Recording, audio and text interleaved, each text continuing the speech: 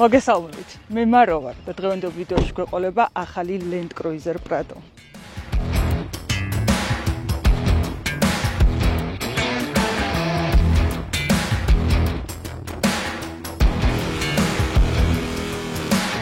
დაახლოებით 1 წლის წინ ჩვენ გადავიღეთ მეოთხე თაობის ამ Prado-ს წინა თაობა Land Cruiser Prado, სადაც ვიდეო დავიწყე კითხვით, რატომ არის საქართველოში Prado ესეთი პოპულარული და მოთხოვნადი SUV. მაშინ, როდესაც შეიძლება ითქვას, გამძლეობის და გამავლობის გარდა ვერაფრით ვერ პასუხობდა მომხმარებლის მოთხოვნებს. არ იყო ადაპტირებული თავისუფლებასთან, ანუ გაცილებით დაბალი ხარისხის ოფციები, მატერიალები და ასე შემდეგ ჰქონდა, მაგრამ მაინც არ კარგავდა პოპულარობას. დღევანდელი ჩვენი გადასაღები ობიექტი არის ახალი 2024 წლის Prado, რომელიც ფაქტობრივად ამ კითხვის პასუხია. ეს არის ის მანქანა, იმ მონაცემების, იმ ვიზუალის და იმ კომფორტის მქონე, რომელსაც ნამდვილად შეიძლება იყოს ყველაზე მოთხოვნადი SUV. სანამ მანქანის დეტალურ განხილვაზე გადავალთ, რა თქმა უნდა წარმოგიდგინოთ ჩვენი კომპანიები, რომლებიც გვერდში გვიდგანან და მათი დახმარებით იქმნება ჩვენს არხზე კონტენტი. პირველი ჩემი გენერალური სპონსორი არის კომპანია Trust Import, რომელთაც შეგიძლიათ ჩამოიყვანოთ ამერიკიდან ძალიან კარგი ავტომობილები და არა მარტო ავტომობილები, არამედ დაჭრილი ავტომობილებიც. კომპანია Gez Motors, რომელიც ახლახანს შემოუერთდა ჩვენს პროექტს. გამარჯობა ჩემო ძვირფასო მაყურებლებო, მოგესალმებით Gez Motors-ის ვარკეთილის ფილიალიდან, რომელიც ბევრჯერ გითხარით უკვე და კიდევ ერთხელ გეტყვით, რომ ძალიან მაგარი ადგილია იმისათვის, რომ თქვენს მანქანას ჩაუტაროთ სერვისს და ძალიან კომფორტულად მოთავსდეთ და დაელოდოთ, სანამ თქვენი მანქანა განთავისუფლდება ექიმისგან. გამომდინარე იქიდან, რომ უკვე შუა ზაფხულია და ალბათ ბევრი თქვენგან უკვე შვებულებას გეგმავთ და აპირებთ, რომ გახვიდეთ ქალაქიდან ან სამოგზაუროდ წახვიდეთ, აუცილებლად უნდა გითხრათ, რომ Gez Motors აქვს ესეთი საზაფხულო კამპანია სწორი გეზის ზაფხულისთვის. რის ფარგლებშიც Gez Motors-ი გაგიკეთებთ სპეციალურ შეთავაზებებს იმ სერვისებზე, რაც დაგჭირდებათ თქვენ ზაფხულში. იქნება ეს საბურავები, სამოხუჭე ხუნდების შემოწმება, სანამ სადმე შორ გზაზე წახვალთ და ასე შემდეგ. იქნება რჩევები, ფასდაკლებები და ყველაფერი ის, რაც თქვენ გჭირდებათ. ამიტომ აუცილებლად თვალი ადევნეთ Gez Motors-ის სოციალურ ქსელებს, არ გამოტოვოთ კარგი შეთავაზებები, იმიტომ რომ ძალიან ბევრი ფასდაკლება იგეგმება. Little Georgia, რომელიც უზრუნველყოფს ჩვენს სურნელოვან მგზავრობებს და კომპანია Sokari, რომლისგანაც გვექნება 50 ლიტრის აწვავი ამ ვიდეოშიც გათამაშებაში. პირობები ძალიან კარგად იცით, ვინც ჩემი მუდმივი მაყურებელი ხართ, მაგრამ კიდევ ერთხელ გეტყვით, უბრალოდ ნებისმიერი სახის კომენტარი უნდა დაწეროთ, გამოიწეროთ ჩემი არხი და ზუსტად ერთ კვირაში პირდაპირ ეთერში, რენდომაიზერში ჩავარდება ლინკი და გავიგებთ, ვინ გახდება გამარჯვებული.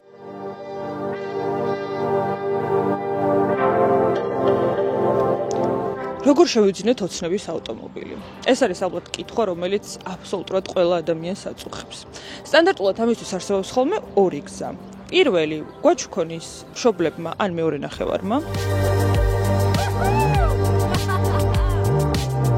და მეორე, გადავდოთ ყოველთვე გარკვეული თანხა იქამდე, სანამ ავტომობილის ღირებულებას არ მოვაგროვებთ. 1 2 3 4 იგი ყოველთვე იქიდან ჩარიცხული 500 ლარი რო გადავდო პლუს იქიდან 100 ლარი შემიძლია დავამატო საბერძნეთიდან 100 ევროს გამომიგზავნის ნაილიდეი და ამას პლუს მოსწავლის 80 ლარი ძალიან მაგარია 2030 წელს ყოველთვე ამ თანხას თუ გადავხდი ახალ მანქანას ვიყიდი. მაგრამ არსებობს მესამე ვარიანტიც და ეს გახლავთ ავტოსესხი. Silk Bank-ს აქვს ძალიან კარგი შემოთავაზება, რომლის ფარგლებში 100,000 ლარამდე ავტოსესხის მიღება შეგიძლიათ 0 ლარის საკომისიოთი და რაც მთავარია, შემოსავლების დადასტურების გარეშე. ამ ყველაფრის გაკეთება ძალიან კომფორტულად და მარტივად შეგიძლიათ სახლიდან გაუსვლელად, გადმოწერეთ Silk-ის აპლიკაცია, მოითხოვეთ დისტანციურად და გაიგეთ რა არის თქვენი საკრედიტო ლიმიტი და დაიმტკიცეთ თანხა. რა თქმა უნდა, თუ გზად დამატებითი კითხვები გექნებათ, შეგიძლიათ დაუკავშირდეთ ნომერზე ან ესტუმროთ ფილიალში, რომელიც მდებარეობს როგორც თბილისში, ასევე ქუთაისსა და ბათუმში. ახლა ალბათ ბევრი ადამიანი არ დამეთანხმებით და მეტყვით, რომ ავტოსესხი არც ის ეფექტურია და დიდი თავის ტკივილიაო. მე კიდე შემიძლია კონტრარგუმენტი გითხრათ, რატომ არის უფრო ეფექტური ავტომობილის ავტოსესხით შეძენა, ვიდრე წლების განმავლობაში თანხის გროვება და შემდეგ ყიდვა და წლების შემდეგ თქვენი ოცნების ახდენა.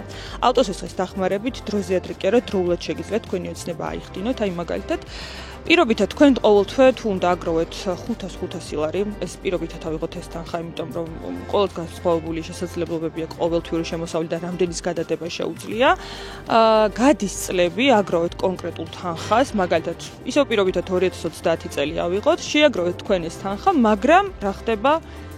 ლარის ინფლაციიდან გამომდინარე, როგორი ტენდენციაც არსებობს საქართველოში, შეიძლება ის 5 წლის შემდეგ რა თანხაც მოაგროვეთ დღევანდელ თანხასთან საერთოდ აღარ იყოს თანხვედრაში. ამისთანავე თქვენი სასურველი ავტომობილი ბერდება, ან თქვენი სურვილით შესაბამისად იზრდება და უფრო მაღალწლიანი ავტომობილი გნებოთ, რაც გაცილებით ძვირი ღირს ვიდრე დღეს ის, რაც თქვენ გინდათ. აქედან გამომდინარე, შეიძლება 5 წლის მერეც ვერ შეიძინოთ თქვენი ყოველთვიური შეგროვებული თანხით ის მანქანა, რაც გჭირდებათ. მაშინ, როდესაც შეგიძლიათ, რომ ყოველთვე ის კონკრეტული რაც უნდა შეინახოთ, გამოყოთ თქვენი ვალდებულებისთვის, ანუ ავტოს ესხისთვის, გადაიხადოთ ეს თანხა და დღესვე მიიღოთ ის, რაც ყველაზე ძალიან გინდათ. იმიტომ რომ ხვალ ვინ იცის რა ხდება, შეგვიძლია დღევანდელი დღით ვიცხოვროთ და გავიხაროთ. ამიტომ თუ თქვენ გაქვთ იმის საშუალება, თქვენი შემოსავლები გაძლევთ იმის საშუალებას, რომ მოემსახუროთ ყოველთვიურად კონკრეტულ ვალდებულებას, მე ვფიქრობ, არაჩვეულებრივი არჩევანი და გადაწყვეტილებაა, რომ თქვენი ოცნება აიხდინოთ დღესვე. თან ძალიან მაგარია ისიც, რომ შემოსავლების დადასტურება არ გჭირდებათ, იმიტომ რომ დღეს ძალიან ბევრი თვითდასაქმებული არსებობს უკვე ბაზარზე, ზოგი კონკრეტულ თავის საქმიანობას ეწევა, ზოგი ინფლუენსერია და ასე შემდეგ, არა კონკრეტულად ჩარიცხული თანხა, ხელფასის სახით და არ სჭირდება ამის წარდგენა. თან 0 ლარის საკომისიო ძალიან დიდი ფუფუნებაა, იმიტომ რომ ნებისმიერი ოდენობის თანხაზე საკომისიო არის ხოლმე ძირითად 0.5% ბანკებში. ამ შემთხვევაში თანხას როდესაც იღებთ მანქანისთვის 100.000 ლარი რომ აიღოთ, წარმოიდგინე 0.5% შემთხვევაში რამხელა თანხის საკომისიოში გადახდა გიწევთ სრულიად ტყუილად. აკი ამ ყველაფერს გაკეთება არ გიწევთ, თან ამ ყველაფერს გააკეთებთ დისტანციურად, უბრალოდ მობილური აპლიკაციით. დაახლოებით 15 წელია Toyota's Land Cruiser Prado-ში ცვლილება არ შეუტანია. ანუ 2009 წელს გამოუშვა მეოთხე თაობა, რის შემდეგაც წლიდან წლამდე ძალიან მინიმალური ცვლილებები იყო მოდელებს შორის. აი თუ არ იცოდიან ტექპასპორტში თუ არ ჩაიხედავდი, შეიძლება ვერც მიმხვდარიყავი, მაგალითად 2020 წლიანი იყო თუ 21 წლიანი. ხშირად ყოფილა რომ აი Prado-ს ძალიან დიდ ფანებს განახლება არ გაუკეთებიათ წლიდან წლამდე, ზუსტად მაგის გამო, რომ ფაქტობრივად არაფერი სიახლე არ იყო. მაგრამ 2024 წელს მიხვდა Toyota, რომ უკვე დრო იყო სიახლე შეეტანა Prado-ში და თან პატარა კი არა ძალიან დიდი სიახლე, რითიც ფაქტობრივად ახალ სიცოცხლეში დაბერავდა ამ მოდელს და კიდევ თავიდან გაუღვიძებდა ყველა მის მოყვარულს თუ არამოყვარულს სურვილს, რომ ეყიდათ ეს მოდელი და მე ვფიქრობ, ნამდვილად არის ეს ავტომობილი ის, რომელიც მოუნდება იმ ადამიანსაც, ვისაც აქამდე არასოდეს არ უფიქრია Toyota Prado-s ყიდვა. ვიზუალი არის თავიდან ბოლომდე შეცვლილი. ანუ ესე დეტალურად კი ვერ გეტყვით. აი ეს განსხვავებულია, ის წინას გავს, არაფრით აღარ გავს. წინასთან აღარაფერი აღარ აქვს საერთო, გარდა იმისა, რომ ზომა დაერჩა ფაქტობრივად იგივე. იცი რას გავს? 1990 წელს რომ გამოუშვა Toyota G70, აი ზუსტად იმის შთამომავალია, ასე ვთქვათ, აი გამოდის მისი დიდი ბაბუა და თავისი დიდი ბაბუის გენზე არის წასული ფაქტობრივად ეს ახალშობილი ბავშვი, რომელიც თავისი წახნაგოვანი ფორმებით უკვე მის კვალს იმეორებს და ძალიან მომწონს, ანუ იმდენად მომწონს, რომ არასოდეს რომ არ მიფიქრია Toyota Prado-s ყოლა, აი ამ SUV-ის დანახვაზე, ამ ვიზუალის, ეხლა მართლა ძალიან დიდი სიამოვნებით მეყოლებოდა ეს ავტომობილი, აი ამ ხელა და ამ ტიპის მანქანა, როდესაც მომინდება. მაგრამ გვერდიდან რომ შეხედავთ, თქვენ რას გაგონებთ? დარწმუნებული ვარ, ყველას ხა ერთი და იგივე აზრი მოგდით და მეც მათ შორის ქუჩაში რამდენჯერაც მე ეს მანქანა შემხვდა. სანამ ცხვირიდან არ შევხედე, მარტო გვერდიდან როდესაც ვუყურებდი, ყოველთვის მეგონა Defender-ი. Defender-ი გაცილებით უფრო დიდი ხანია მაგ ვიზუალით გამოდის, რაც აქვს. შეიძლება ითქვას, რომ Toyota გარკვეულწილად მიბაძა Land Rover-ს ამ შემთხვევაში და აიღო Defender-ის დიზაინი. თუმცა ამის გამო რა თქმა უნდა არ გავაკრიტიკებ, იმიტომ რომ ძალიან კარგი გადაწყვეტილება მიიღო. რამშობა გავს თუ არ გავს, ძალიან ლამაზია, თუმცა მარტო Defender-ს არა, კიდე რას გაგონებთ? Jetours, ტეორი. Jetour უფრო ახალშობილია და სავარაუდოდ მაგანაც Defender-ს მიბაძა, იმიტომ რომ მე მგონი Toyota Prado ჯერ არ ქონდა გამოშვებული ახალი მოდელი, როდესაც უკვე Jetour ტეორი შემოვიდა. ისიც ზუსტად Defender-ის ანალოგი არის და ფაქტობრივად ეს სამი მანქანა, აი გვერდიდან რომ დააყენო, იმდენად გავს ერთმანეთს, რომ ცოტა უფრო მეტი დაკვირვება გჭირდება, რომ მიხვდე, რომელზე არის საუბარი. მოდი გადავინაცვლოთ მის უკანა მხარეს. უკანა მხარეს აბსოლუტურად სხვანაირი არის. თავის წინამორბედს არაფრით არ გავს. აქაც Defender-ს წააგავს. Defender-ი კი ცოტა უფრო განსხვავებულია, მაგრამ გავს. განსხვავება კიდევ მარტო ვიზუალში კი არ არის, არამედ საბარგულის კარშიც, რას გულისხმობ. საბარგულის კარი წინა პრადოებზე გახსოვთ ალბათ ესე კარივით იღებოდა და ეგ ძალიან მომეწონა, იმიტომ რომ საკმაოდ კომფორტული იყო. ამ ხელა იმის ახდარვა არ გჭირდებოდა, მაგრამ ამ შემთხვევაში ეს იყოფა ორად და ეხლა ნახეთ როგორ. აი აქ ღილაკზე რომ ხელს დააჭერთ, ახდით მხოლოდ ამ ნაწილს, თუ მაგალითად უბრალოდ რაღაცის ჩადება გინდათ, პატარა ნიუთის და არ გჭირდებათ ამ ხელას საბარგულის გახსნა. თუმცა თუ მთლიანი საბარგულის გახსნა გჭირდებათ, ჩვეულებრივად მე მაგრამ ერთ პრობლემას ვიტყვი. შუშა როდესაც ახდილია, ეს არა იხდება. და ეხლა როგორც კი ხელი დავაჭირე და მექანიკურად ვცადე რომ ახდილიყო, ეგრევე გაჩერდა და სანამ ამას არ დავხურავ კარგად, ოღონდ აი ოდნავ რომ დაადებთ არ იხურება. კარგად უნდა დააბერტყოთ. ეხლა შემიძლია უკვე რომ გავხსნა. აი ესე. გადავიდნენ ჩვეულებრივ ავტომობილების საბარგულებზე, როგორც იხსნება ხოლმე სტანდარტულად, თუმცა კარგია რომ ის ოფშენი დატოვეს, მარტო შუშა ავწიო და მთლიანი საბარგულის გახსნა არ დამჭირდეს ყველა ჯერზე. საბარგულის ზომაც დატოვეს ფაქტობრივად იგივე, იქაც ახსნი, ანუ დაბლა არ აქვს სივრცე, იმიტომ რომ აქვს მესამე რიგი. ამ შემთხვევაშიც გვაქვს მესამე რიგი, თუმცა ახლა მესამე რიგს ფიზიკურად ვერ გავშლი, იმდენი რაღაცის გაკეთება დამჭირდება. ეს გადასაფარებელი სივრცე უნდა მოუხსნა, ეს ყველაფერი უნდა ამოვალაგო და ასე შემდეგ, ამიტომ შეგიძლიათ სიტყვაზე მენდოთ მე-ზეტოიათასაც რომ აქვს მესამე რიგი, სადაც უკვე შეგიძლიათ რომ კიდევ 2 ადამიანი განათავსოთ და ჯამში 7 ადამიანი ამგზავროთ ამ ავტომობილით. თუმცა როგორც მაშინ გითხარით, ახლა გეტყვით რომ საკმაოდ პატარა ადგილი რჩება ტვირთისთვის და ეს უნდა გაითვალისწინოთ, თუ 7 ადამიანი იმგზავრებთ, ბარგს უკვე ბევრს ვეღარ წაიღებთ და დიდ მოგზაურობაში ნაკლებად წახვალთ. ასევე თითის დაჭერით შეგიძლიათ დახუროთ ელექტრონულად. ეხლა ჩავძვეთ უკანა სავარძელზე და ვნახოთ უკანა სავარძელზე თუ არის რაიმე სიახლე და ცვლილება თუ გააკეთეს რაღაცა უკანა მგზავრებისთვის და თან მე გასწავლით როგორ უნდა ჩაჯდეთ Toyota Prado-ში უпростად რა ამ სიმაღლე მანქანაში სწორად ტუტორიალი. ესე იგი, ეგრევე მარჯვენა ფეხით კი არ ვჯდებით და ვძრებით. არა. მარცხენა ფეხს ვდებთ საფეხურზე, მარჯვენა ხელს კიდევთ აქ და აი ასე მარტივად კომფორტულად ვჯდებით უკანა სავარძელზე, რომელიც არის ძალიან მაღალი. კარგი, ნახოთ ახლა აქ რა ხდება.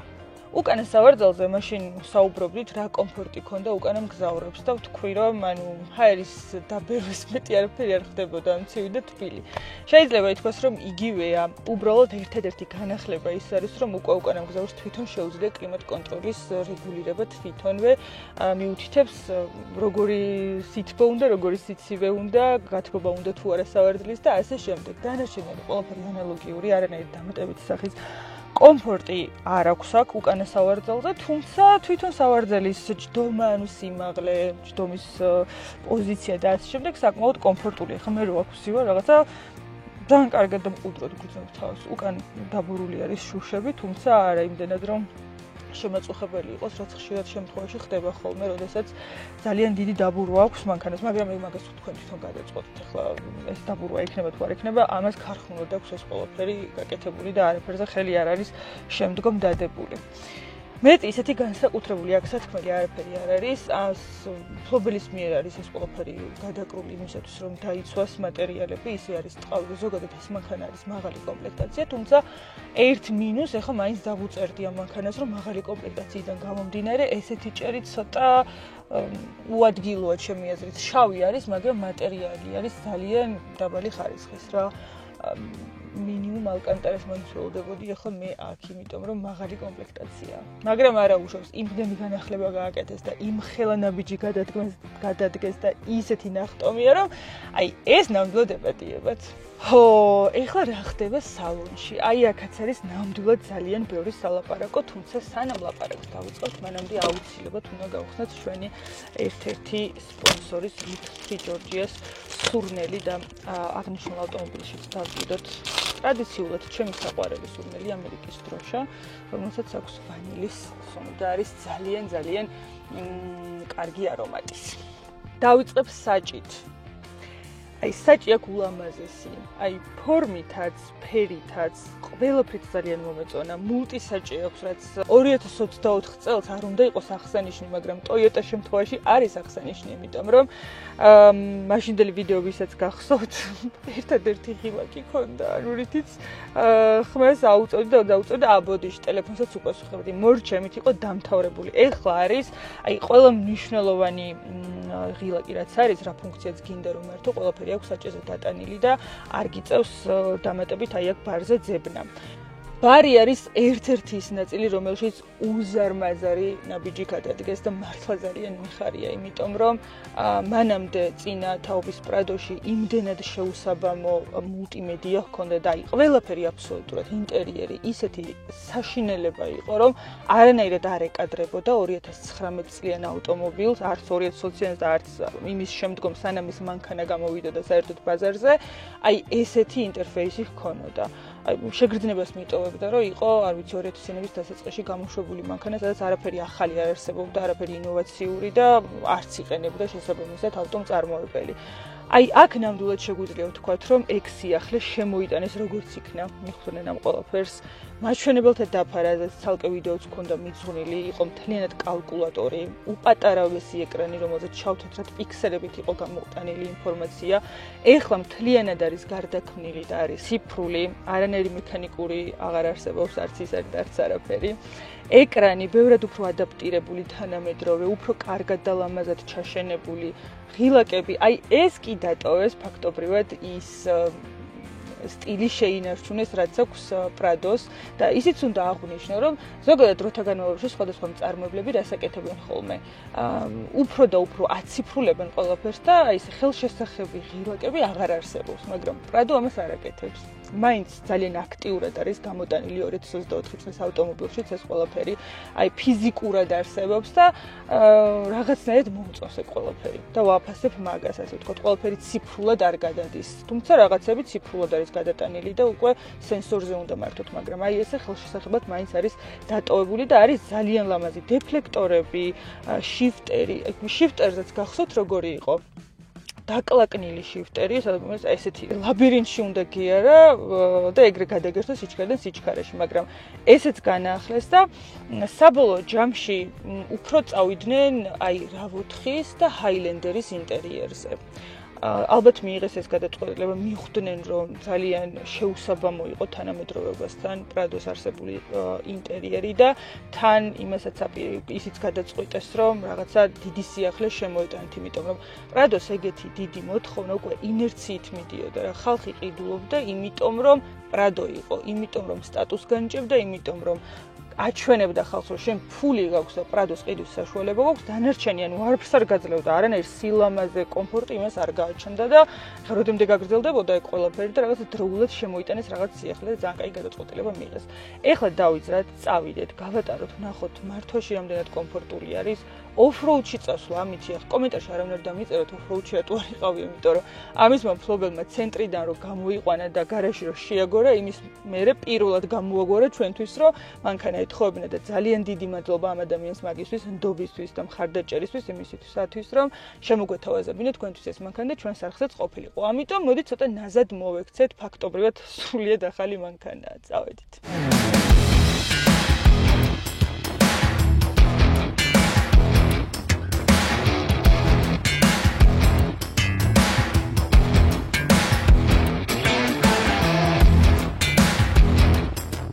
დავიძარით.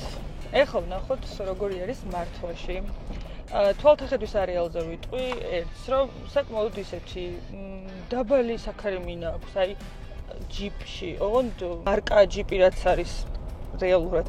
მაგაში ვინც მჯდარ ხარ თუ რანგლერში, აი ზუსტად იგივე შეგრძნებას მიტოვებს. წინ იმდენად რაღაცნაირად დაბალი საქარი მინაა. თუმცა რო გითხრათ რომ რაღაც დისკომფორტის შეგრძნება მაქვს მეთქი და ცუდი თვალთახედვის არეალი, ეგრე არა, იმიტომ რომ აქეთაც ძალიან დიდი ფანჯრები არის.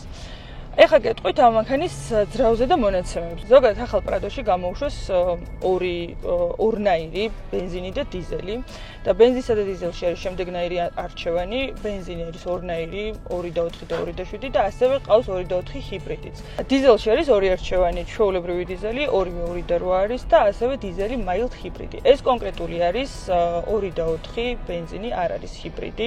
წვას რაც შეეხება საკმაოდ დიდი წვა აქვს და ამ ხელ ავტომობილზე მე მგონი უცნაური არც არის ამ ხელა წვა რო ექნება დაახლოებით 20-25 ლიტრი საწვავის სჭირდება, იმიტომ რომ საკმაოდ დიდი და წონიანი ავტომობილია და ამის გაწევა შესაბამისი სიმძლავრით ესაჭიროება და ცხენის ძალები ბევრი არა, 277 ცხენის ძალა აქვს.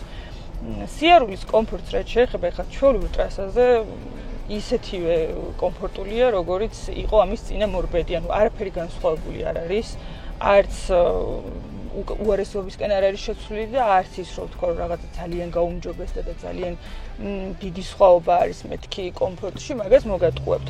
უგზობაში რაც შეეხება, წეღანი ხა რა ცუდ გზაზე ჩამოვიარეთ, ყველაზე უფრო უდიდად შემეძლო რომ შემომეთავაზებინა, საკმაოდ კომფორტულად ჩამოვედი, ეს კარგად რწევით არც გაჭირვები ხა თავისთავად, იმიტომ რომ აქ ხიდების მართვა შეგიძლიათ, ზოგადად მოუდები აქვს მართვის, თან გადავრთვა მოუდებს ავირჩევთ და ვნახოთ, აქვს სპორტი, ნორმალური და აქვს ეკო რეჟიმი. ანუ შეგიძლიათ სპორტულად მართოთ, ანუ უფრო დიდი გაწევა გქონდეს, ნორმალი არის ჩვეულებრივი პირობებში მართვისთვის და ასევე ეკოში შეგიძლიათ გადართოთ და ესეთ დროს ალბათ უფრო ნაკლებს დაგიწვავთ, ალბათ დაახლოებით 19-24 litrს. ხიდების მართვა შეგიძლიათ, ანუ უკანა ხიდის ბლოკირება შეგიძლიათ, შუა ბლოკირება შეგიძლიათ და off-road-ში ასე თუ ისე გამოიყენებთ რამდენადაც შეიძლება. ამ მანქანით წინა მანქანით საერთოდ არავინ არ დადიოდა საქართველოში off-road-ში, საქართველოს რეალობაზე უნდა ვისაუბროთ, ზოგადად პრადოს რისთვისაც იყენებენ და ამით მით უმეტეს არავინ არ წავა, იმიტომ რომ ცოტა პარკეტის ჯიპისკენ წავიდა ეს ახალი პრადო, მაგრამ იმდენად ლამაზია, იმდენად კომფორტულია, იმდენად კარგი ინტერიერი აქვს, რომ მე მივესალმები, იმიტომ რომ ამ ცვლილების დრო ნამდვილად იყო. ადრე იყო როგორი მანქანა, იცი? დიდი კაცების მანქანა იყო რა. მე არასდროს არ მინახავს ახალგაზრდა ბირსან გოგოს ყოლოდა ესეთი მანქანა. იყო 40 წელს გადაცილებული შუახნის ადამიანების მანქანა, რომლებიც მართლა იმიტომ ყიდულობდნენ, რომ всё რა, ჩემი სტატუსია, მე მაქვს ფული და ვყიდულობ პრადოს და ეხლა უკვე არის მანქანა, რომელიც მე ვფიქრობ, რომ უნდა ყველას ჩემი ასაკის ადამიანსაც ძალიან დიდი სიამოვნებით ეყოლება, ვისაც უნდა რომ ყავდეს დიდი და ლამაზი SUV და ეს გადაწყვეტილება ძალიან მომწონს. თან ამასთანავე, ანუ ნახეთ უკვე ახალი პრადო გთავაზობთ ყველაფერს, რაც კი შეიძლება გინდოდეს. გამძლეობა, სილამაზე, კომფორტი, რამდენადაც შეიძლება მოგდეს კომფორტი. და უკვე ყველაფერი გაქვს ერთ მანქანაში. ამ მანქანაზე რაღაც მე ვკითხულობდი review-ებს რას ამბობდნენ მისი მომხმარებლები და ერთი ადამიანი წერდა, რომ Toyota Prado არის მანქანაო, რომელსაც როდესაც ყიდულობო, შენი შვილთა შვილებისთვისაც კი ყიდულობო, რომლებიც მარსზე იკატავებენ ამითიო და მართლა ეგრეა. Toyota-ს რითიც აქვს სახელი გავარდნილი არის მისი გამძლეობა და ეხლა უკვე Prado-ში გამძლეობასთან ერთად გაძლევს ყველაფერს, ესთეტიკას, სილამაზეს, კომფორტს და იმის შეგრძნებას, რომ მართლა ახალი კარგი თანამედროვე მანქანა გყავს. მე ძალიან მომწონს ეს მანქანა და ძალიან მაყოფილი ვარ და მიხარი ამ სიახლით და არ გამოვიცხო რომ ოდესღაც მეც გავხდი ამ მანქანის მფლობელი.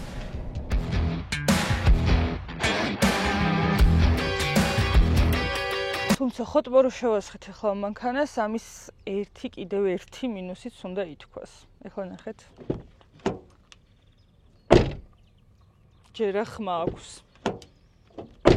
და ეს შუშა ისე ყანყალებს, რომ არ ვიცი, ეს არის პატიებად. და მესამე და სამართალი, მესამე ხაროზიც უნდა განახოთ ამ მანქანის, რაც ჩემი აზრით არ ეკადება. თან კაპოტში არ ჩამიხედებიათ და მაგასაც გაჩვენებთ. ავხადოთ. დარწმუნებული ვარ, ხა არავინ არ ელოდებით იმას, რასაც გაჩვენებთ. ცა ვიპოვო საიდან. რამძიმე ისა აქვს. დაჟე ეს ხელით უნდა დავიჭირო? მეოთხე ყოფილა, მესამე კი არა მეოთხე, ანუ თავისით არ იჭერს თავის თავს. ანუ აქ ეგრეთ წოდებული, აბიუკას რო ეძახიან ხოლმე რა, დამცავი შალით ასე ვთქვათ, რაც უნდა იყოს, არ აქვს, ქარხნულად არ აქვს. ანუ პირდაპირ ესეც ჩამოდის ქარხნიდან და ეს მანქანა ღირს წარმოიდგინეთ $74,000 და არ მოყვება, ანუ ეს ცალკე უნდა შევკვეთოთ, რომელიც ღირს 800 ლარი. და აქაც ანუ მთელი შიგნეულობა რა, თუ რამე შესწავლა გინდათ ძრავზე, შეგიძლიათ აი ესე აიხედოთ, ჩაიხედოთ და შეისწავლოთ, იმიტომ რომ აბსოლუტურად ყველა კაბელი ჩანს, არანაირი ხუფი არ აქვს, რაც ცოტა მოულოდნელი იყო ჩემთვის და ეს მით უმეტეს, ანუ მაღალი კომპლექტაციის ავტომობილი როდესაც არის, რომელიც ღირს $74,000 არ შეიძლება რომ აი ეს მექანიზმზე არ იყოს.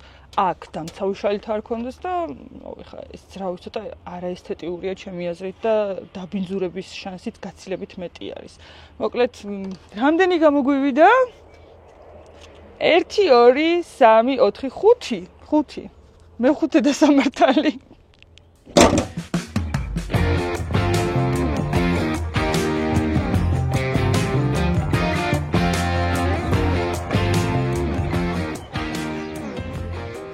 საოცარი ადგილი აღმოვაჩინეთ.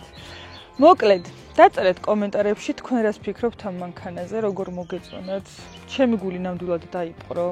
თქვი კიდევაც რომ ცხოვრებაში რო არ ვიფიქრებდი, საერთოდ ოდესმე პრადო მეყიდა, ეხლა ნამდვილად ძალიან დიდი სიამოვნებით ვიყოლიებდი და გამიზიარეთ თქვენი შეხედულება, თქვენი შთაბეჭდილება, თან მინდა იცოდეთ რომ ყველა კომენტარი არის მომგებიანი. შევხვდებით ზუსტად 2 კვირაში ახალი ვიდეოთი. დროებით.